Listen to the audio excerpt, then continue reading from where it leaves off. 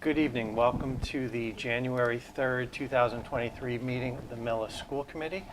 My name is Mark Conroy. I'll be chairing the meeting tonight because Mr. Catalano and Ms. Gibbons are both out. I will start with a roll call vote, or roll call attendance. Ms. Briggs? Here. I'm here. Mrs. Roach? Here. We have a teacher rep. Don't think we have any student reps. All right. Mr. Mullaney is here, and Terry Wiggin, the Director of School Finance and Human Resources, is here. And I'll start with the announcement that this meeting is being recorded and can be viewed on Mondays at 7 o'clock on Comcast Channel 8 or Verizon Channel 37. All meeting videos are also posted to the Millis Public Schools website under School Committee. All videos are also available on YouTube.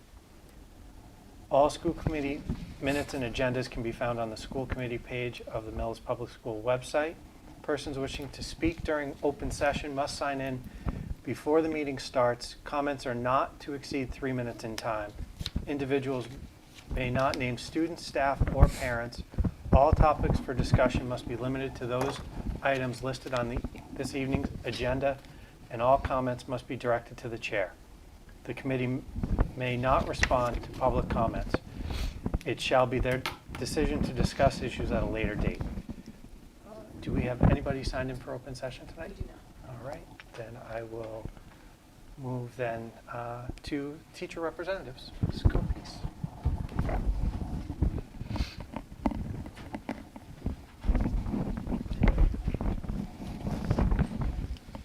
Happy New Year. Happy New Year. So we have some pre-break news to share because I didn't get to see you all. I hope you had a nice break from the library. In December at Clyde Brown, the grades 2 through 5 had a visit from author and illustrator Jared Krzyzewska. Sorry, my Cyrillic. And they're very thankful to the Homeschool Association for funding this opportunity. And on December 22nd, right before break, the students participated in an all-school assembly with the theme focused on giving and kindness. So that was a nice way to kind of kick off the break. At the middle school, the band and chorus concert offered up a fabulous event on December 14th, and they had really great attendance in the auditorium. And in grade 7, they recognized 11 students for exhibiting responsibility, which was one of the foci of December. And I believe they're moving on to integrity, so hopefully we'll hear more about that. At the high school, we had our November Students of the Month announced. So in grade 9, we had David Cranton. In grade 10, Maggie Doherty. In grade 11, Jen Scolpinetti. And in grade 12, Brooke Howley. Danielle Mannion announced that, I don't know if any of you caught it, but on December 24th, we had a number of students participate as extras in the Up TV movie, The Snowball Effect, as well as Miss Mannion. They were functioning as the carolers. So if you see that one come out again, you can look for our students on screen. Right before break, Sam Hilton brought in another great career connection speaker. Alumni Julia Breed of class of 2016 came in and spoke during our flex block around how she kind of took a rather circuitous path to become an oncology nurse. And so that was pretty well attended by students. And this has been a really great asset to us at the high school, the different speakers they've been bringing and talk to our students during our flex block opportunity. So instead of having to miss class to learn about careers, they're kind of signing up for them. Mr. Bigelow's World Literature class got to visit Miss Carlston, their 3rd grade pen pals, right before break. So this has been going on for years. So that was an exciting opportunity. And then on December 22nd, the high school band and chorus offered up a really fun and eclectic musical program with everything from Vivaldi to some more classical December tunes. They were joined by alumni, and this year's special guest was Mr. Caulfield. So that was kind of what happened before break, and really not a lot happened today except we all came back. So that was really exciting. So thank you, and enjoy the rest of your meeting. Thank you. Thank you. Thanks. Next, we will have the introduction of our newest middle school project 351 ambassador.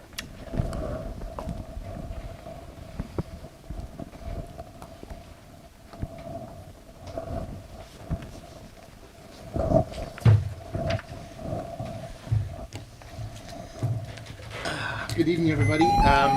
These are the moments in a middle school principal's career or life that we are so excited about and proud of our students. I would like to take this opportunity to introduce to the committee and to our community Nicholas Roy. Nicholas is our Millis Middle School selection this year for ambassador to Project 351. And Project 351 is an organization that celebrates quiet leaders and unsung heroes. Project 351 is a nonprofit organization that develops a new generation of community-first service leaders through the year-long engagement of an 8th grade ambassador from each of the 351 cities and towns in the Commonwealth of Massachusetts. The youth ambassadors are selected by their hometown educators for their exemplary ethic of service and the values of kindness, compassion, humility, and gratitude. Nicholas is a fine example of all of these qualities, and we are very excited to introduce him to you and to the community and congratulate him on the selection to Project 351. So. Congratulations. That's great. Very exciting. So they have a kickoff coming up in a couple of weeks where they'll meet in town at Faneuil Hall.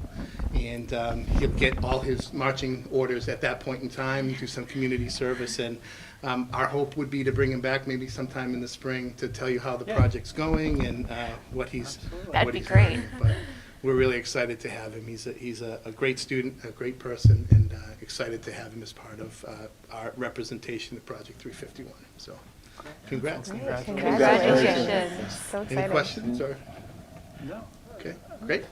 I'd See, just that was say, easy. Nicholas, it's a great honor for you, and it's a testament to the work you've been doing, and it's one of those things, you're going to continue to do this all the way up through high school, and some of the Project 351 kids go beyond high school. Yeah, so and I'm very excited to make an impact in our community.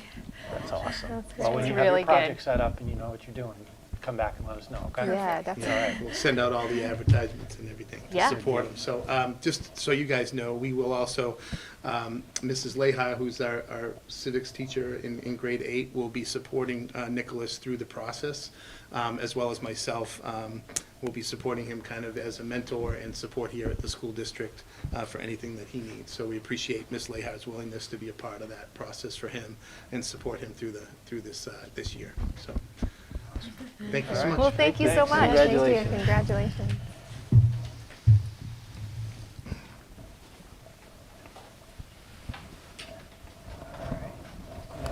Move to our action items. Consideration to approve the December 6th meeting minutes. Mr. Chair, Ms. Briggs. I make a motion to approve the December 6, 22 school committee meeting minutes. Second. Been moved and seconded. All those in favor? Aye. Motion carries. Next, we'll take these out of order. Consideration to approve the trip to Spain for the 23-24 school year.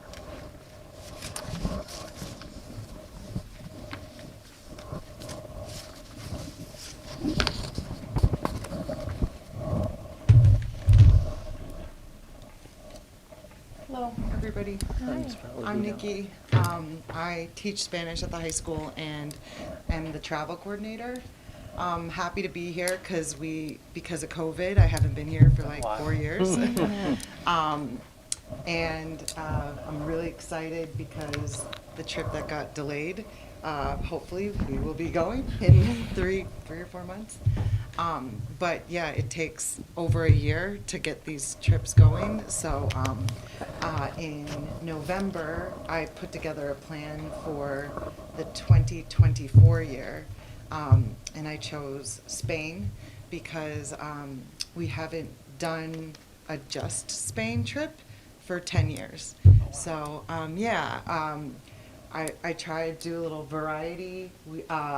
We did Peru, we did Costa Rica, and we had done Spain and France. But Spain alone is a great trip as well because the country is so different in different regions. I mean, it's the size of Texas, but like our country, it's like there's so much variety. So I'm not sure if it was shared with you. Do you have the itinerary? Yeah, that's in the Yeah. packet. Yep. Yeah. Yeah, so Yeah, it it's shows great that itinerary. we would go into Madrid, The students really enjoyed Toledo. It's a very small city, and they're able to explore on their own. We would go to Cordoba, Seville, Granada, and then end at Costa del Sol. So I presented this trip, and 47 students signed up. That's a bigger, well, I'm starting to get used to bigger numbers because the trip has grown.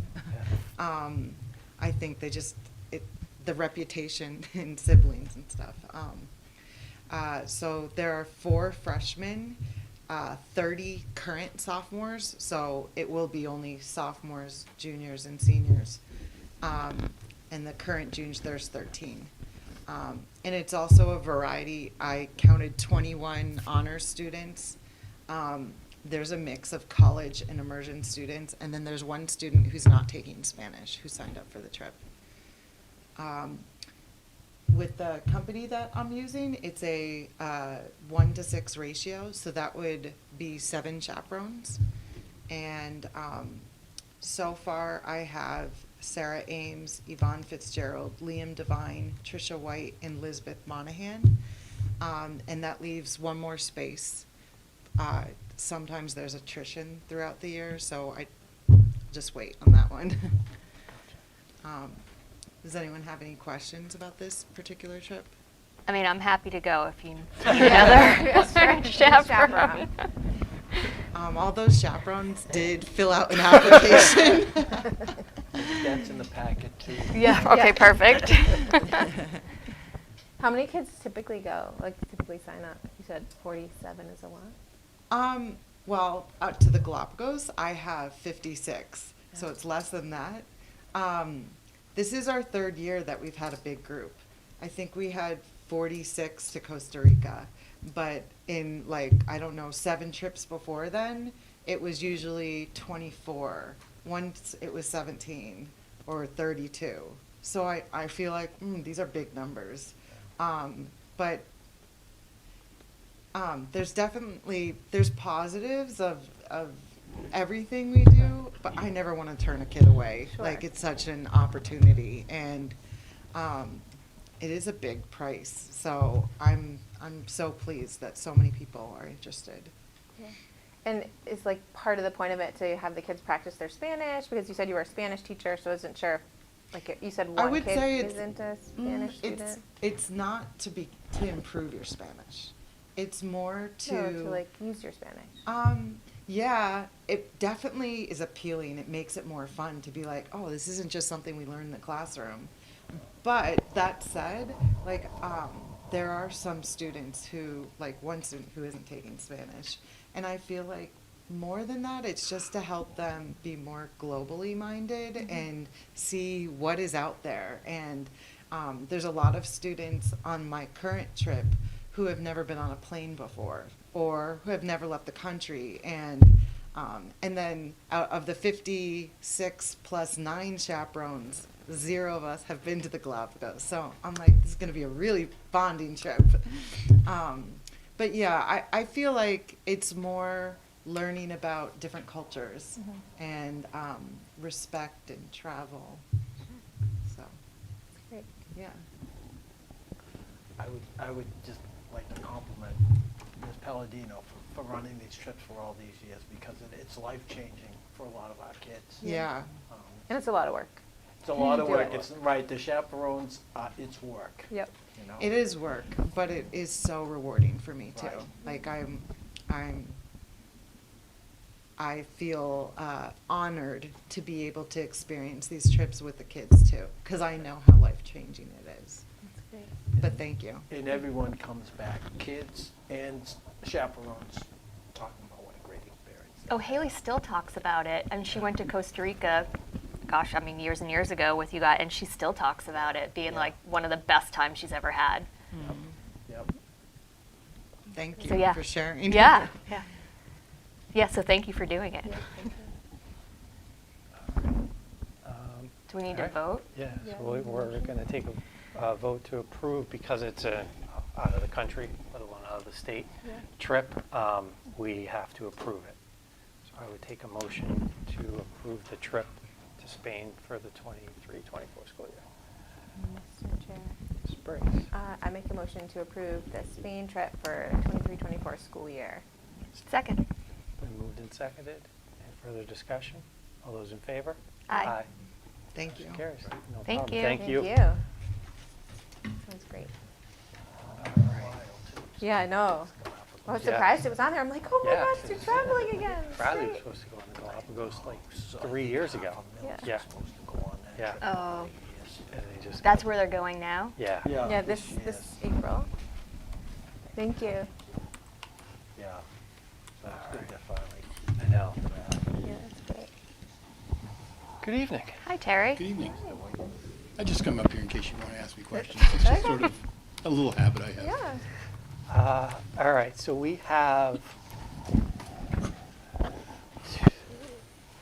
consideration to approve 2 full-time sped para positions at CFB and a .8 FTE EL teacher, increasing it from a .8 to a 1.0 for the remainder of the year.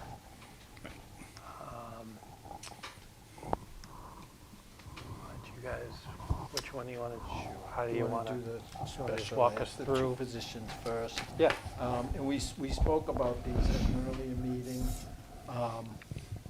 with a couple of students at the Clyde Brown. One is a new student who came in and requires a one-to-one aid. And the other is a student who's been going, current student at Clyde Brown, whose most recent IEP requires the change. And Mr. Wiggin searched around this year's budget and says we'll be able to do it with some circuit breaker and some projected savings in this year's budget. We'll be able to pick up that expense. All right. So these are just 2, the IEPs are just requiring 2 pairs. Is the IEP written to Yeah. require an RBT? No, No. just a Okay, para. just pairs. Just straight pairs. How, I mean, if we have, obviously, we need to, as long as we have the funding, but this is more just generic question. And I think it'll dovetail as we go into our budget process, is making sure we have a full understanding of what our staffing is, at paras and non-paras for sped at all levels. That's, yeah. And also, my question is, what's the likelihood, or how hard is it going to be to actually find these people, and what do we do if we can't? For these positions, we've got people that we think, we have some candidates, so we think we'll be able to fill these positions. So are we fully staffed? Are we fully staffed for all the positions that we have? We have no vacancies in any buildings. Paraprofessionals, I believe, are, with the exception of these 2. Yeah. And we can talk a little bit about teachers, but I think. And then, yeah, in the teaching staff, those vacancies, we've had, in the high school with the teacher resigning, we've got Yeah, that yeah. position full, so, Right. yeah, so. But But I we- think we have except for solutions, these I think we have 2 solutions for positions. those as well. So all of our, we've currently no vacancies, because we had, up Yeah. through a month ago, we had Yeah. a bunch. Yeah. We were Yeah. Right. struggling to hire anybody, Yep, and we've hired everybody. yeah. Pretty much. Okay. All right. And what is this going to do to our circuit breaker? Circuit breaker, one, where is it taking it to this year, and B, our ability to use it next year if we need it? Well, when I talk about circuit breaker / fund balance, these positions have been factored into the fund balance of the financial report since November. Okay. So it doesn't increase in any respect the circuit breaker that we would be using this year, other than the additional $100,000, which I've had on the table for you folks that we would use this year in anyways. So there's So we- nothing above that. So we've had these positions, I when these first came up, I had anticipated these. So these had been factored into a positive fund balance for some time. And because it will go down slightly as far as the cost, that's simply going to be, some pennies and dimes to our favor. Because we've delayed a little bit in the hiring.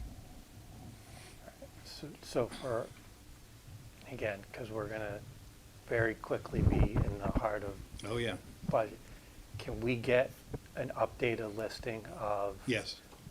all of our sped positions, paras and and teachers for the whole district, funding source, Mhm. and just so that we can, because we're gonna have to articulate where our needs are and how they've grown. So if we can have that as ready. We can talk a little bit more about that under budget update. Yeah, perfect. Okay. So, do we want to take a vote on this, or do we want to talk about moving the point 8 and then just do them all together? You want to talk through the point 8. Yeah, the point 8 to the 1.0? In December, we had 3 more EL students enter the district, which brings our current total of students receiving EL services to 39.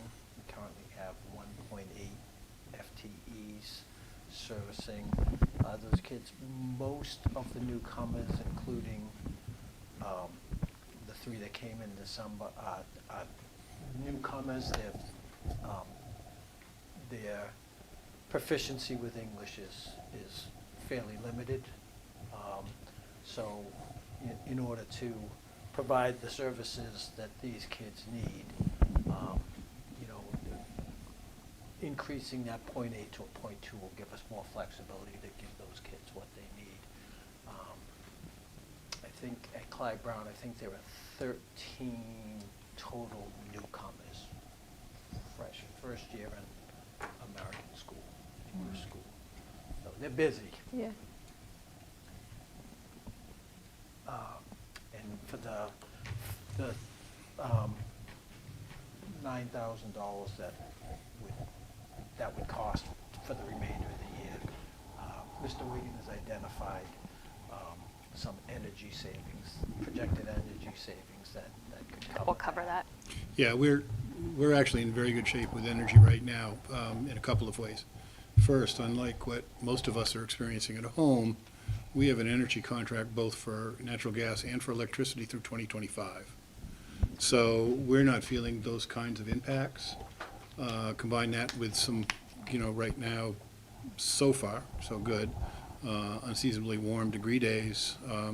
That works well in the heating realm. In the electricity realm, as much as I may have complained about negotiating the solar contract at Clyde Brown, it is turning out to be very well, if not exceeding expectations. And so I think those two, I'm very confident that we will have more than enough energy savings to cover this cost.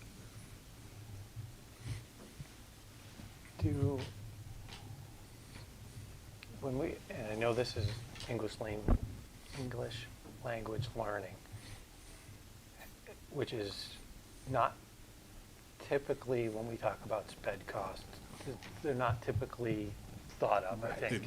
They're not considered special education. Program, but, yeah. But this is just as important in terms of additional needs for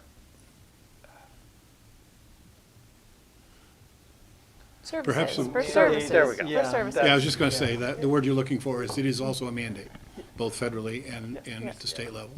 So if we could, again, have this highlighted in some information on Yep. student population growth, Kind of what it's what need. required us to bring in for staffing in the last, year or two, whatever that is, and And so that we can, again, explain, like, here are things that are very specific, they're mandated, and kind of not the normal, have not historically been the normal course of what we've had Budget to needs. consider Yep. in our budget Right, process. and it's one of the fastest growing populations we have in the schools. Yep. That's So- in most towns. Right. Yep. Yeah. And I have to say, the EL teachers we have are doing some phenomenal. Yeah, they are. They really are. It's amazing to see how the kids progress.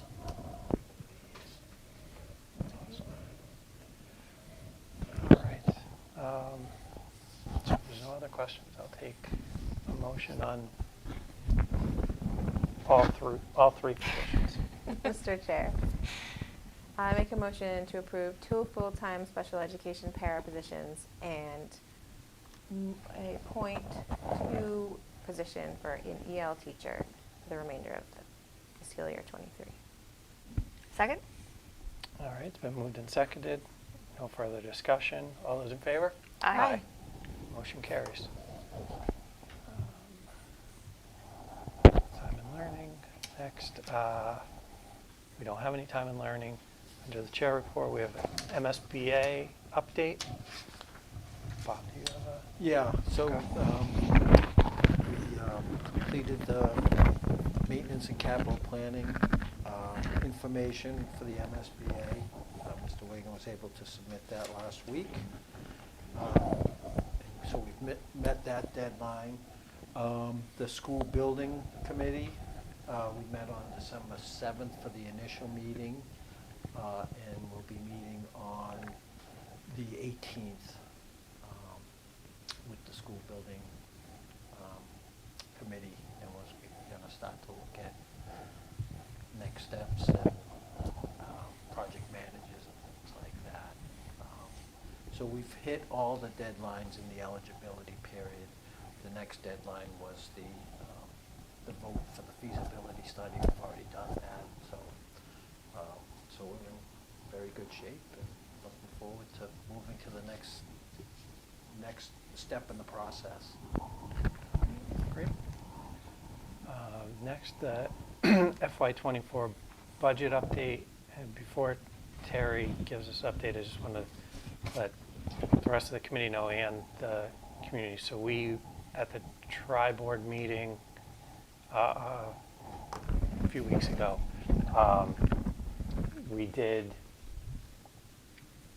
provide an update, a high-level update to the select board and the finance committee of the projected or possible shortfall that we're looking at in our initial budget projections, based solely on the increase in sped by both tuition increases as well as increase in students and needs. So they've been made aware that that's what we're looking at. We didn't get very much into solutions from a funding perspective because, in large part because there are no estimates of revenue yet. So it's just not worth having a theoretical discussion until we have some semblance of an estimate. The next one is scheduled for February 15th, I believe, and that date was chosen primarily because we'll have revenue estimates from the town at that date. So we should have revenue estimates from the town as well as hopefully at least a governor's cherry sheet that usually comes out the end of January. So we'll have one spot in the dartboard for state revenue, and we'll have some estimates on local revenue. So that's the update from that. So Terry, you want to? Yeah, and I think, so when we talk about steps and mileposts, I think the focus that I have had since that meeting even really since before that meeting, really, that I began to do, is putting together the line-by-line detail. And as you know, and maybe the public is not so much aware, that the detailed budget has over 450 lines, and that is, within those lines, there are multiple cells of data. So there's a considerable amount of work to be done. The first pass has happened.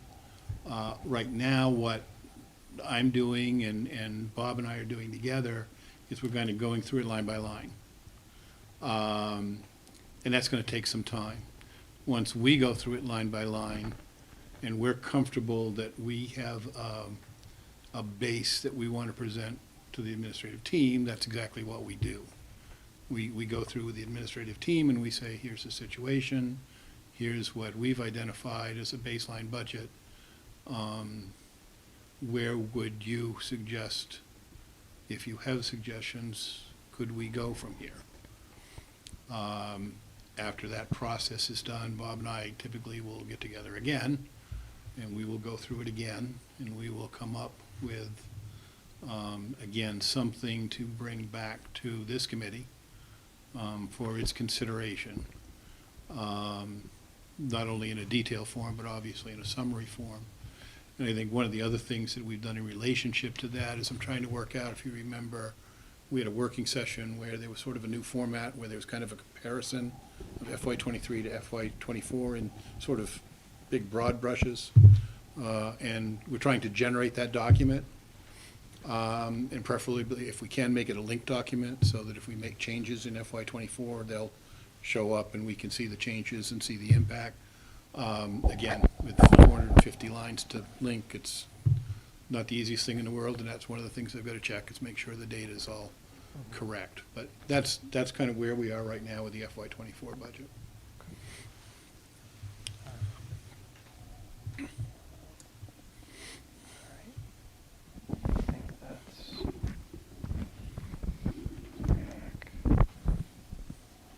done that. Superintendent's report? Yeah, not much, we're back. We're back.